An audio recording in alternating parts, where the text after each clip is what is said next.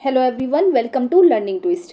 तो यह है क्लास 7th एसएसटी का chapter number 1 geographical diversity in India. ठीक है, तो इसका जो पार्ट 1 और 2 है वो चैनल पर जा चुका है, लिंक आपको मिल जाएगा उसका डिस्क्रिप्शन बॉक्स में। तो आज हम इसका पार्ट 3 शुरू कर रहे हैं। तो जो न्यू बुक्स आई हैं, न्यू सिलेबस आया है, उसका ये चैप्टर नंबर 1 है। ठीक है, तो चलिए इसको शुरू करते हैं। इसमें जो टॉपिक आएगा India's amazing coast lines, India की अमेजिंग कोस्ट लाइन्स, यानी कोस्ट लाइन्स का मतलब है समुद्री तट। जो भारत में अमेजिंग समुद्री तट हैं उनके बारे में है ये टॉपिक। तो India's coast line is dotted with beautiful beaches, rocky cliffs and lush green forest. तो इंडिया की जो कोस्ट लाइन है वो डॉटेड ब्यूटीफुल बीचेस से भरी पड़ी है। ठीक है, तो जगह जगह सुंदर सुंदर बीचेस हैं, रॉकी क्लिफ्स हैं, चट्टाने हैं, लश ग्रीन फॉरेस्ट और हरे भरे जंगल हैं। हर जगह ग्रीनरी नज़र आती है जो समुद्री तट हैं इंडिया के। Some beaches have golden sand while others have black rocks. कुछ बीचेस क्या हैं जो सुनहरी, उन पे जो है सुनहरी जो है सैंड है, रेत है, और कुछ जो है कुछ पर जो है ब्लैक रॉक्स हैं, चट्टाने हैं। Some island have coral reefs while others are covered in thick jungles. कुछ आइलैंड ऐसे हैं जो कि कोरल रीफ से कवर्ड हैं। तो कोरल रीफ्स क्या होता है देखिएगा, समुद्र में क्या होता है, समुद्र में जैसे छोटे छोटे माइक्रो ऑर्गेनिजम्स होते हैं, जब वो मर जाते हैं, उनकी डेथ हो जाती है, तो उनके जो स्केलेटन होते हैं वो समुद्र में ही पड़े रह जाते हैं। वो मिलकर एक रीफ टाइप के बना लेते हैं, मतलब एक सुंदर सा शेप ले लेते हैं, वो आकार ले लेते हैं, तो उसको बोलते हैं कोरल रीफ्स। ठीक है, तो some beaches have golden sand, कुछ में तो सुनहरी रेत होती है, कुछ में जो काली काली चट्टानें होती हैं। कुछ आइलैंड जो होते हैं कोरल रीफ्स होते हैं उसमें, और कुछ में क्या होता है घने जंगल होते हैं, मोटे मोटे जंगल्स होते हैं। India's coast are full of surprises. India का जो कोस्ट है, जो समुद्री तट है, वो सरप्राइजेज से भरा पड़ा है। The Indian coast line is over 7,500 kilometre long. India की जो कोस्ट लाइन है वो 7,500 किलोमीटर्स लॉन्ग है। ठीक है, look at the physical map of India in your school atlas और wall map and find the names of the 5 rivers that flow into the bay of Bengal. आपको Bay of Bengal की side में जो 5 reverse हैं उनके नाम बताने हैं। आपको एटलस की हेल्प लेनी है या फिर अपने टीचर्स की हेल्प लेनी है आपको। Find out India's coastal states and discuss the difference between the western and eastern coastal plains. आपको कोस्टल प्लेन्स भी बताने हैं और वेस्टर्न और ईस्टर्न कोस्टल प्लेन्स की हेल्प लेनी है। Do you know what it is called when these rivers split into multiple streams near the coast. क्या आप जानते हो कि समुद्री तट के पास जब जो नदियां हैं मल्टीपल स्ट्रीम्स में जाकर गिरती हैं तो उसको क्या कहते हैं। Discuss with your teachers in class to find out. अपने क्लास में अपने टीचर से आप लोग ये डिस्कस कीजिए। तो ये जो काम है ये वो आप लोगों के लिए है। ठीक है, हम इसको टॉपिक को डिस्कस करेंगे नेक्स्ट टॉपिक को, the west coast of India. चलिए, तो पहले वेस्टर्न कोस्ट की बात कर लेते हैं। The west coast of India stretches from Gujarat to Kerala. ये जो वेस्ट कोस्ट है इंडिया का, ये गुजरात से केरला तक फैला हुआ है, पासिंग थ्रू महाराष्ट्र। और कहाँ से होकर गुजरता है, महाराष्ट्र, गोवा एंड कर्नाटका, ये यहाँ से होकर गुजरता है। Most rivers here originate in the western. अधिकतर जितनी भी नदियाँ हैं वो सब वेस्टर्न घाट से ही ओरिजिनेट होती हैं। फ्लो स्विफ्टली, धीरे धीरे बहती हैं, एंड फॉर्म एस्चुरीज, और वो एस्चुरीज बनाती हैं। सब मिलकर ये जो गोल गोल सी आकृति बनाती हैं एस्चुरीज बनाती हैं। ठीक है, the coast line is shaped by alluvial deposit from short rivers and features coves, creeks and estuaries. तो कोस्ट लाइन जो है शेप्ड होता है किससे, एलुवियल डिपॉजिट से, यानी जो मिट्टी बहकर आती है नदियों के साथ साथ, जो मिट्टी बहकर आती है उसमें बहुत सारे मिनरल्स होते हैं, खनिज तत्व होते हैं मिले हुए, तो उससे कोस्टल जो है कोस्ट लाइन बनती है। ठीक है, छोटी छोटी नदियों से, और एस्चुरीज से बनती है। जो नदियाँ एस्चुरीज बनाती हैं, with the Narmada and Tapi estuaries being the largest. तो कौन सी एस्चुरीज सबसे बड़ी बनाती है, नर्मदा और जो तापी रिवर है वेस्टर्न घाट्स की, वो सबसे बड़ी एस्चुरीज बनाती हैं। अगर ये क्वेश्चन आ जाए तो कौन सी, नर्मदा एंड तापी। इसमें ताप्ती लिखा हुआ है, तापी भी बोलते हैं कुछ, तो नर्मदा एंड ताप्ती रिवर्स। ठीक है, चलिए आगे देख लेंगे। The west coast has many important ports and cities. West coast में क्या है, बहुत सारे इंपॉर्टेंट पोर्ट्स हैं, समुद्री बंदरगाह हैं और शहर भी हैं। These have been the centres of economic activity of millennia. ये जो है बंदरगाह जो हैं जिसमें शिप्स की लोडिंग होती है, सामान आता जाता है, तो ये बहुत सारे इकोनॉमिक एक्टिविटी का सेंटर भी हैं हमारे देश में। द ईस्टर्न कोस्ट, अब वेस्टर्न कोस्ट हो गया, अब ईस्टर्न कोस्ट की बात करते हैं। The east coast lies between the eastern Ghats and the bay of Bengal. Eastern coast जो होते हैं बे ऑफ बंगाल और वेस्ट ईस्टर्न घाट्स मिलते हैं बे ऑफ बंगाल की तरफ से। ठीक है, तो stretching east coast lies between the eastern Ghats. हाँ, तो ये ईस्टर्न घाट्स और बे ऑफ बंगाल के बीच में होते हैं। तो देखो मैंने बताया ये होता है ना इस तरीके से, हमारा जो मैप होता है नीचे का पोर्शन, तो ये 3 तट से समुद्र से घिरा हुआ है। तो ये तो होता है पेनिनसुला हमारा, ये होती है हमारी ईस्टर्न साइड, ये होती है हमारी ईस्टर्न साइड। ठीक है, और ये होती है इधर वाली हमारी वेस्टर्न साइड। ठीक है, ऊपर नॉर्थ होता है, ये तो पता ही है, और ये साउथ होता है। इस तरीके से होता है। डायरेक्शन आपको बहुत ज़्यादा याद करने की जरूरत है, ज्योग्राफी में पता होना चाहिए आपको। तो जो क्या होता है, तो इसके इधर साइड वाला जो किनारा होता है, ये वाला ईस्टर्न घाट्स का किनारा ईस्टर्न कोस्ट हो गया, और इधर वेस्टर्न घाट्स का किनारा वेस्टर्न कोस्ट हो गया। तो इधर की साइड जो है हमारा बे ऑफ बंगाल है, और इधर जो है अरेबियन सी है। ठीक है। तो जो नदियां हैं, जो ये कोस्ट है ईस्टर्न कोस्ट से बिटवीन द ईस्टर्न घाट्स, तो ईस्टर्न घाट्स और बे ऑफ बंगाल के बीच में होता है, ठीक है। तो from the Ganga delta to Kanyakumari, कहाँ से, गंगा डेल्टा से लेकर कन्याकुमारी तक। It has wide plains and major river delta, इसमें जो बड़े बड़े प्लेन्स हैं, चौड़े चौड़े, और बड़ी बड़ी नदियाँ भी हैं, इंक्लूडिंग महानदी, गोदावरी, कृष्णा एंड कावेरी। इसमें 4 नदियाँ बहती हैं बड़ी बड़ी, Mahanadi, Godavari, Krishna and Kaveri. Important water bodies like Chilika lake and Pulicat lake, इसमें जो है इंपॉर्टेंट वाटर बॉडीज भी हैं, जैसे कि चिल्का लेक, पुलिकट लेक, ठीक है, तो आर फाउंड है, यहाँ पे जो है पाई जाती हैं। Deltas are landform formed at the mouth of the river when it deposits sediments into a larger body of water such as an ocean, a lake or another river. जब deltas कब बनते हैं, जब नदियाँ जो है अपने साथ लाई हुई बहुत सारी मिट्टी और जो सिल्ट वगैरह होता है डिपॉजिट करती हैं, वहाँ पर छोड़ देती हैं, है ना, सेडिमेंट इनटू वो छोड़ देती हैं और किसी वो बहुत बड़ी बॉडी में मिलाती हैं, जैसे कि ओशन में मिला रही हैं या फिर वो झील में मिला रही हैं, तब डेल्टा बनते हैं, ठीक है, तब डेल्टा बनते हैं। डेल्टा कैसे बनते हैं, जब नदियाँ अपने साथ लाई हुई मिट्टी, सिल्ट वगैरह जब लाती हैं और वो किसी बड़ी वाटर बॉडीज़ में छोड़ देती हैं, जैसे कि लेक में छोड़ रही हैं या फिर कहीं ओशन में छोड़ रही हैं, तो डेल्टा बनते हैं। Over time these sediments built up forming a triangular of fan shaped area. और बाद में क्या होता है, जब ये सेडिमेंट्स बन जाते हैं तो बाद में ये फैन का शेप ले लेते हैं, गोल गोल गोल गोल राउंड राउंड घूमते हैं नदियों में। तो देखा होगा आपने कभी कभी, द गोदावरी, जिसको भंवर भी बोलते हैं, द गोदावरी, कृष्णा एंड कावेरी और Mahanadi reverse create fertile deltas making the land ideal for farming. तो ये जो है बड़े बड़े डेल्टा बनाती हैं, गोदावरी, कृष्णा, कावेरी और महानदी, और ये जो है जो वहाँ की जो लैंड है उसको भी फर्टाइल बनाती हैं डेल्टा बनाने के कारण, ठीक है। इसीलिए वहाँ की जो धरती है, जो अर्थ है वहाँ की, वो फार्मिंग के लिए बहुत ज़्यादा आइडियल है, ठीक है। नेक्स्ट टॉपिक आएगा हमारा इंडियन आइलैंड। तो the Indian island refer to the group of island scattered across the Indian ocean, the Arabian C and the bay of Bengal. तो इंडियन आइलैंड जो है एक पूरे ग्रुप को रेफर करता है, जिसमें कि अरेबियन सी के आइलैंड, इंडियन ओशन के और बे ऑफ बंगाल के शामिल हैं। तो which form part of India's territory, जो कि इंडिया की टेरिटरी से जो है बनते हैं, इंडिया की टेरिटरी में बनते हैं। India has 2 major island, India में 2 मेजर आइलैंड हैं, ठीक है, ग्रुप्स। तो देखो इधर की साइड मैंने बताया था अरेबियन सी होता है वेस्ट में, तो अरेबियन सी वाले में होता है हमारा लक्षद्वीप। कौन सा आइलैंड है, लक्षद्वीप। और बे ऑफ बंगाल की साइड है हमारा अंडमान एंड निकोबार आइलैंड, ठीक है।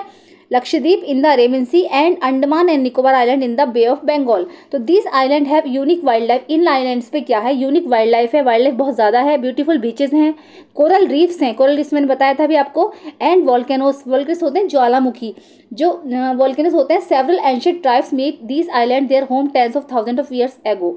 तो ये जो है इतनी सारी चीज़ें हैं इसके अंदर, ब्यूटीफुल बीचेस हैं, वाइल्ड लाइफ हैं, कोरल रीफ्स हैं, वॉल्केनोस हैं। तो ये सबका कई सालों से सबका ये जो है हज़ारों सालों से सबका एक घर बने हुए हैं। आइलैंड में इतनी सारी चीज़ें होती हैं। सबसे पहले बात करेंगे हम लक्षद्वीप आइलैंड की।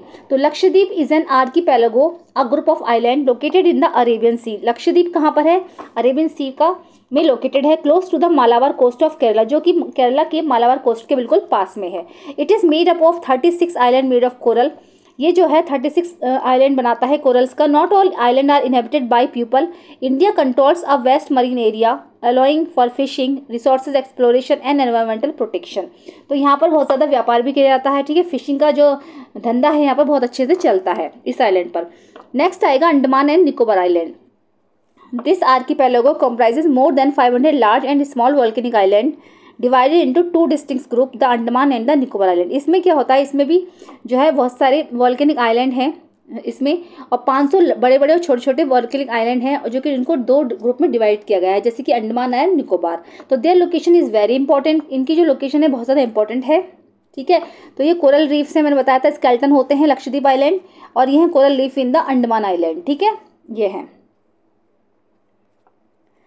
They are like the outpost of India, keeping an eye on the ocean. It is home to a variety of flora and fauna.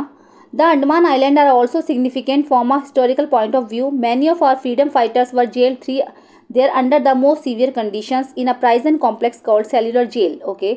तो यह बहुत सारे इसमें जो क्या है, they are like the outpost of India keeping an eye. समुद्र को अगर हम एक निगाह से देखें तो it is a variety of flora and fauna. इसमें क्या है, आइलैंड को देखें तो इसमें क्या है, बहुत सारी फ्लोरा एंड फोना की वेराइटीज़ हैं। फ्लोरा एंड फोना का मतलब है प्लांट्स और एनिमल्स की बहुत ज़्यादा स्पेसीज हैं यहाँ पर। The Andaman island are also significant from a historical point of view. अगर इसको हम एक हिस्टोरिकल पॉइंट ऑफ व्यू की तरह से देखें तो जितने भी हमारे बहुत सारे फ्रीडम फाइटर्स थे जिनको यहाँ पर जेल में रखा गया था, बहुत सीवियर कंडीशंस के थ्रू उनको यहाँ पर रखा गया था, उसका नाम था जेल का cellular jail. It has been preserve to remind us of the tremendous sacrifices that our forefathers made so we could be free. ठीक है, तो ये जो हमें याद दिलाता है, ये जो जेल है ये हमें याद दिलाती है कैसे हमारे फ्रीडम फाइटर्स ने देश की रक्षा के लिए अपने प्राण त्याग दिए, है ना, और कैसे वो देश के लिए लड़े, कैसे हम आज़ाद हुए। We will discuss this some more in higher classes, इससे ज़्यादा हम जो है हायर क्लासेस में डिस्कस करेंगे। तो सेल्युलर जेल जो है वो भी यहीं पर है। ठीक है, नेक्स्ट टॉपिक आएगा the delta in West Bengal and the Sundarbans. ठीक है, तो as we travel back from the island, जैसे कि हम आइलैंड से बैक की तरफ जाते हैं, बैक में जाते हैं, तो towards the eastern side of the Himalayas, eastern side में जाते हैं हिमालयस की तरफ, तो बे ऑफ बंगाल की तरफ, तो we come to the Sundarban, तो फिर हम उधर सुंदरबन की तरफ आ जाते हैं। जैसे इस तरीके से है ना, ईस्टर्न साइड में, इधर ईस्टर्न साइड है, तो इसमें अगर ऊपर की तरफ जाते हैं हम तो इधर हम सुंदरबन के डेल्टा की तरफ आते हैं। This is located in the delta of the Ganga Brahmaputra, तो यहाँ पर डेल्टा है लोकेटेड है कहाँ, कौन कौन से, गंगा और ब्रह्मपुत्र, एंड देयर ट्रिब्यूट, और इनकी ट्रिब्यूटरीज में, ट्रिब्यूटरीज का मतलब है सहायक नदियाँ, गंगा ब्रह्मपुत्र डेल्टा है यहाँ पर सुंदरबन के डेल्टा में, और क्या है यहाँ पर इसकी सहायक नदियाँ भी हैं। This delta has a unique combination of the river, sea and land, और ये जो डेल्टा है ये एक यूनिक कॉम्बिनेशन है किसका, नदियाँ, सागर और लैंड का। ठीक है, about half of its located in India and the rest in its Bangladesh, इसका कम से कम आधा पार्ट जो है वो तो इंडिया में लोकेटेड है और आधा जो है बचा कुचा जो पार्ट है वो इसका बांग्लादेश में है। तो this is also UNESCO heritage site, इसीलिए यूनेस्को ने इसको एक हेरिटेज साइट घोषित किया था। The Sundarbans are home to many species, Sundarbans जो है मैनी स्पेसीज का एक घर भी है, जैसे कि रॉयल बंगाल टाइगर यहाँ का जो है बहुत ज़्यादा फेमस है। ठीक है, सुंदरबन में पाया जाता है रॉयल बंगाल टाइगर। ओके, चलिए अब आगे देख लेते हैं। The hills of the north east, अब नॉर्थ ईस्ट की हिल्स, तो stay on the map as we move towards the hills of the north east. अब अगर आप मैप को देखेंगे, अगर जैसे कि हम नॉर्थ वेस्ट की हिल्स की तरफ जाएंगे, और फाइनल डेस्टिनेशन फॉर नाउ, ये हमारी फाइनल डेस्टिनेशन है। कैन यू सी गारो, खासी and Jaintia marked on the map, क्या आपको मैप में गारो, खासी और जयंतिया दिखी? तो दीज हिल्स, आप अपने टीचर से क्लास में मदद लेना, उनसे मैप समझाएंगे वो आपको, तो आपको गारो, खासी और जयंतिया दिख जाएगा। तो these hills part of the Meghalaya plateau are known for their lush greenery, heavy rainfall and breathtaking waterfalls. तो ये जो है, जो ये हिल्स हैं, ये मेघालय प्लेट्यू का एक पार्ट है जो कि अपनी ग्रीनरी के लिए, हैवी रेनफॉल के लिए एंड ब्रेथ टेकिंग वाटरफॉल्स के लिए जानी जाती है। झरने हैं बड़े बड़े यहाँ पर। तो देखो सबसे ज़्यादा बारिश उधर मेघालय की साइड में ही होती है। तो this region experiences one of the highest rainfall in the world, इस रीजन में जो है एक्सपीरियंसेस किया गया है कि सबसे ज़्यादा संसार की हाईएस्ट रेनफॉल जो है यहीं पर होती है। Making it rich in forest, unique wild life and fertile land, इसकी वजह से यहाँ के जंगल जो है रिच, यहाँ की जो धरती है वो रिच इन फॉरेस्ट है, बहुत सारे जंगल हैं यहाँ पर, यूनिक वाइल्ड लाइफ है, वाइल्ड लाइफ बहुत ज़्यादा है, जानवर वगैरह बहुत ज़्यादा रहते हैं, एंड फर्टाइल लैंड, और यहाँ की जो धरती है, जो यहाँ की लैंड है वो भी फर्टाइल है। ठीक है, तो ये सब यहाँ के हिल्स की वजह से है। चलिए अब पढ़ेंगे don't miss out. Mawlynnong village, Mawlynnong village है एक situated in the East Khasi Hills of Meghalaya, जो कि मेघालय की ईस्ट खासी हिल्स में सिचुएटेड है। Is renowned as the cleanest village in Asia, जो कि एशिया का सबसे ज़्यादा क्लीनेस्ट विलेज माना जाता है। This picturesque village is famous for the well maintained cleanliness, ये जो गाँव है ये जो है ये प्रसिद्ध है अपने वेल मेंटेन्ड क्लीनलीनेस के लिए, बहुत ज़्यादा सफाई रहती है यहाँ पर, बैम्बू डस्टबिन्स के लिए, and eco friendly living practice, और यहाँ पर जो इको फ्रेंडली लिविंग प्रैक्टिसेस हैं, मतलब यहाँ पर जो माहौल है वो बहुत ज़्यादा एनवायरमेंटल फ्रेंडली है। The village is also known for its living root bridges, और ये जाना जाता है रूट ब्रिजेस के लिए भी, क्योंकि यहाँ पे क्या है, पेड़ों की जड़ों से पुल बनाए गए हैं, which are created by weaving tree roots over the course of many years, जो कि कई साल पुराने हैं। इस तरीके से यहाँ पर जो है रूट बनाए गए हैं, इस पर लोग चल चल के जाते हैं, जो कि पेड़ों की जड़ों से बने हैं। ठीक है, तो living root bridges showcase the craftsmanship of the tribes of the north east, जो कि यहाँ के नॉर्थ ईस्ट की ट्राइब्स की महत्वपूर्ण देन है, जो यहाँ पर जनजाति निवास करती हैं मेघालय की ईस्ट खासी हिल्स में। ठीक है, मॉलिनोंग विलेज याद रखना इसको। तो यहाँ पे ये जो इम्पोर्टेंट है, तो ये क्यों प्रसिद्ध है, ये अपनी क्लीनलीनेस के लिए प्रसिद्ध है। ठीक है, चलिए before we move on, chapter आपका कंप्लीट हो ही चुका है। India gives its name to the subcontinent it is a part of, it has many diverse geographical feature, इसमें बहुत ज़्यादा जो है डाइवर्सिटी मिलती है, बहुत से जोग्राफिकल फीचर्स मिलते हैं, मतलब हम प्लेटियो में रह रहे हैं, हम पहाड़ों पर रह रहे हैं, हम प्लेन्स में रह रहे हैं, हम ईस्टर्न कोस्ट के रह रहे हैं, वेस्टर्न कोस्ट में रह रहे हैं, फिर हम पेनिनसुला की तरफ रह रहे हैं, कहाँ रह रहे हैं, डेजर्ट में हैं, कहाँ पर हैं, तो ये जोग्राफिकल फीचर्स बहुत सारे हैं। The snow Himalayas to the heat of the Thar desert, ठीक है, जो शुरू होते हैं क्या स्नो हिमालय से लेकर थार डेजर्ट तक। The plains are watered by large number of rivers, plains हैं उसमें बहुत सारी नदियां बहती हैं। There is also peninsular plateau with the Arabian sea on the west and the bay of Bengal in the east. तो यहाँ पर एक पेनिनसुलर प्लेट्यू भी है जो कि अरेबियन सी है उसके वेस्ट में, और west of bay of Bengal है ईस्ट में। These diverse geographic features have created a variety of conditions with respect to the soil, flora, fauna, life and economic opportunities and honed a rich culture, जो हमारे भारत का एक rich culture बनाती हैं। तो यहाँ की जो डाइवर्सिटी है, जो विविधता है हमारे देश की, उसमें जैसे कि सॉइल हो गए, फ्लोरा फोना हो गए, प्लांट्स हो गए, एनिमल्स हो गए, है ना, और जो यहाँ की इकोनॉमिक अपॉर्चुनिटीज़ हैं उसकी वजह से जो हमारा देश है बहुत ज़्यादा अमीर धनवान बन गया है, डेवलप हुआ है बहुत ज़्यादा हमारा देश। These geographical features have played an important role in shaping our civilisation, और ये जो जोग्राफिकल फीचर्स हैं हमारे देश के, ये हमारी सभ्यता को बनाने के लिए, हमारे सिविलाइजेशन को एक शेप देने के लिए बहुत ज़्यादा इंपॉर्टेंट हैं। ठीक है, तो चलिए लेसन हो चुका है आपका कंप्लीट। कैसा लगा है, अगर पसंद आया है तो इसको लाइक करिए, चैनल पे फर्स्ट टाइम विजिट कर रहे हैं तो प्लीज़ सब्सक्राइब करिए, साथ में बेल आइकन भी प्रेस करिए। मिलते हैं नेक्स्ट वीडियो में। Thank you so much.